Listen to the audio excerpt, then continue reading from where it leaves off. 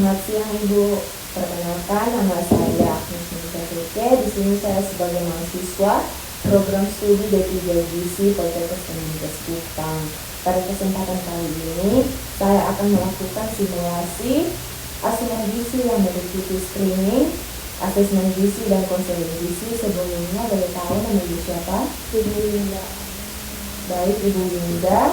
Usia Ibu berapa tahun? 29 tahun. 29 tahun.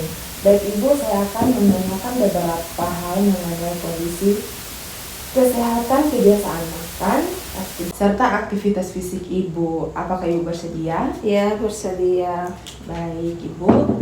Pada akhir-akhir ini, apakah Ibu sering mengalami penurunan berat badan atau badan yang tidak direncanakan? Tidak. Tidak. Apakah nafsu makan Ibu berkurang? Tidak. Saya merasa lapar terus. Baik Ibu, Ibu memiliki penyakit atau kondisi yang mempengaruhi kebutuhan gizi Ibu? Saya punya diabetes. Baik Ibu, berdasarkan hasil screeningnya, Ibu tidak menunjukkan risiko malnutrisi, tetapi berdasarkan penurunan berat badan atau penurunan asupan. Namun karena Ibu memiliki diabetes mellitus dan terdapat keluhan serta pola makan yang tidak dikaji, maka saya akan melanjutkan asesmen. Untuk mengetahui status gizinya Ibu, saya akan menanyakan data berat badan dan tinggi badan Ibu. Berat badan dan tinggi badan Ibu berapa? Berat badan 70 kilo. Tinggi badan 155 cm. Oke.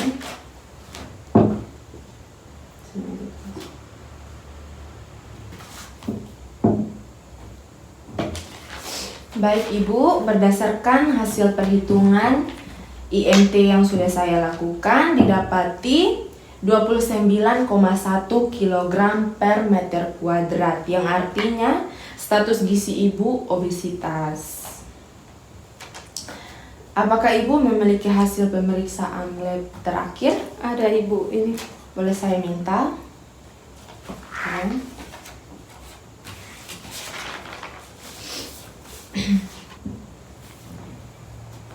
Baik Ibu, dari hasil pemeriksaan yang saya lihat di sini menunjukkan kadar glukosa darah dan HbA1c Ibu masih tinggi, sehingga pengendalian gula darah perlu diperhatikan lagi. Apakah Ibu memiliki keluhan akhir-akhir ini? Sering merasa haus, buang air kecil, terus dengan mudah lapar. Oke. Dari pemeriksaan fisik dan keluhan yang Ibu sampaikan kepada saya, Ibu mengalami keluhan yang sering haus, sering buang air kecil, dan mudah lapar ya. Baik Ibu, saya akan menanyakan apa saja yang Ibu makan selama 24 jam terakhir. Kemarin pagi itu Ibu makan apa? Makan nasi putih, Nasi putih. telur goreng, teh manis, itu saja. Berapa banyak nasinya Ibu? 2 centong. 1 centong. Untuk snacknya Ibu makan apa? Saya makan kue dengan teh manis. Oke. Kalau untuk makan siangnya? Nasi 2 centong, ayam goreng sama tumis sayur. Oke. Kalau untuk selingan sorenya? Itu ada gorengan sama teh manis. Oke. Kalau untuk makan malamnya Ibu makan apa? Nasi 2 centong, ikan goreng, tumis sayur, itu saja. Oke, baik. Selain itu, apakah Ibu minum minuman kemasan atau minuman manis lainnya? Kadang minum minuman manis juga, kemasan. Baik Ibu ya. Baik Ibu, selanjutnya saya ingin mengetahui makanan yang biasanya Ibu makan dalam 1 minggu terakhir. Boleh Ibu sebutkan makanan apa saja yang Ibu makan? Nasi, teh manis, gorengan, kue, minuman kemasan, sayur sama buah. Oke. Baik Ibu, kalau untuk nasinya biasa Ibu makan itu berapa kali per hari atau per minggu? 2-3 kali sehari. Oke, kalau untuk teh manis berapa kali atau per hari? 1-2 gelas sehari. Oke. Gorengan berapa kali dalam sehari atau per minggu? Itu sering 4-5 kali dalam seminggu. Oke. Kue manis biasanya berapa kali dalam per hari atau per minggu? Itu 3-4 kali dalam seminggu. Oke, minuman kemasan manis berapa kali per hari atau per minggu? 3 kali seminggu. Oke. Sayur dan buah berapa kali dalam per hari atau per minggu? Kalau sayur 1 kali, kalau buah 2-3 kali dalam seminggu. Oke. Baik Ibu, dari riwayat makan Ibu, saya melihat konsumsi makan dan minuman manis Ibu cukup sering. Kemudian untuk porsi nasinya itu cukup besar ya Ibu ya. Dan konsumsi gorengannya itu cukup sering. Sedangkan konsumsi sayur dan buahnya itu masih kurang. Jadi Ibu, masalah gizi utamanya di sini yaitu asupan karbohidratnya itu sederhana, berlebihan, yaitu berhubungan dengan kebiasaan mengonsumsi makanan atau minuman manis. Dan porsi makan karbohidrat yang besar ditandai dengan hasil lab GDP 180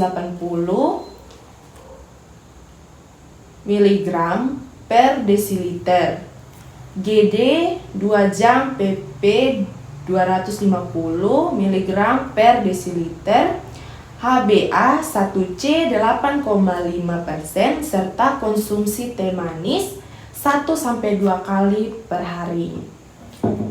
Kemudian kurangnya pengetahuan berkaitan dengan pemilihan makanan utama diabetes yang ditandai dengan kebiasaan makan atau mengonsumsi minuman manis seperti kue, gorengan, dan porsi nasi yang berlebihan Ibu. Selain itu, kurangnya pengetahuan berkaitan dengan pemilihan makanan untuk diabetes yang ditandai dengan kebiasaan makan atau mengonsumsi makanan atau minuman manis seperti kue, gorengan, kemudian porsi nasi yang berlebihan. Jadi di sini Ibu Winda, dari hasil pengkajian di awal yang sudah kita lakukan, terdapat beberapa hal yang perlu Ibu perbaiki dalam pola makan. Yang pada pola makan makanan manis dan makanan yang berminyak.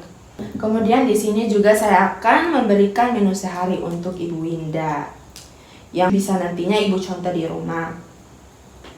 Yang pertama itu makanan pagi, Ibu bisa makan nasi merah, telur rebus, bening bayam, buahnya bisa buah pepaya, dan air putih yang banyak.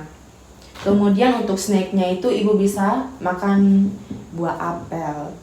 Dan untuk makan siangnya itu Ibu bisa makan nasi merah, ikan bakar, sup bening, dan buah jeruk. Dan untuk snacknya itu Ibu bisa makan telur rebus. Dan untuk malamnya Ibu bisa makan nasi merah, ayam tanpa kulit, kemudian tumis brokoli dan tambah wortel. Kemudian jangan lupa minum air putih yang banyak ya Ibu. Jadi menurut Ibu, dari contoh menu yang saya buatkan untuk Ibu tersebut, makanan apa yang kira-kira mudah untuk Ibu contohkan di rumah? Mungkin nasi merah, telur rebus, bening bayam, buah pepaya dengan sup bening. Itu saja. Baik Ibu.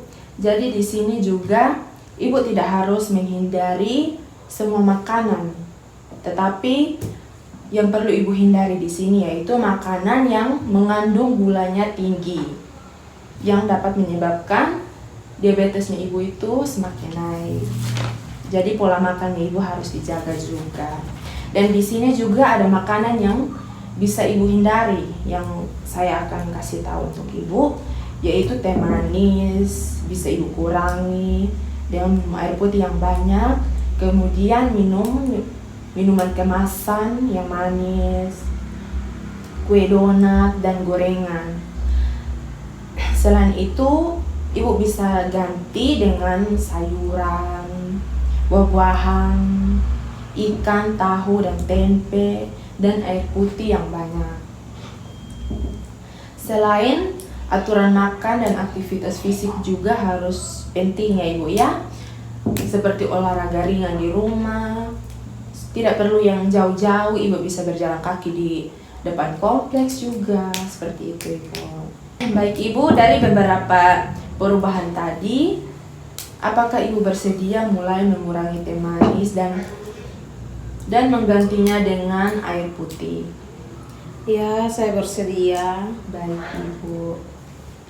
Baik ibu Indah, hari ini kita sudah membahas hasil pengkajian terutama mengenai pola makan yang ibu yang masih cukup tinggi, mengenai porsi makan dan makanan-makanan manis yang sering ibu makan. Dan serta di sini juga bisa perlu ibu mengatur pola dan jadwal makannya ibu. Baik ibu, ada yang mau ibu tanyakan? Dari semuanya tidak ada lagi, semuanya sudah pas.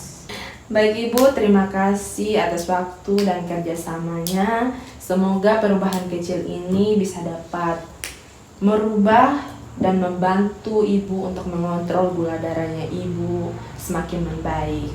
Amin. Terima kasih ibu. Sama-sama.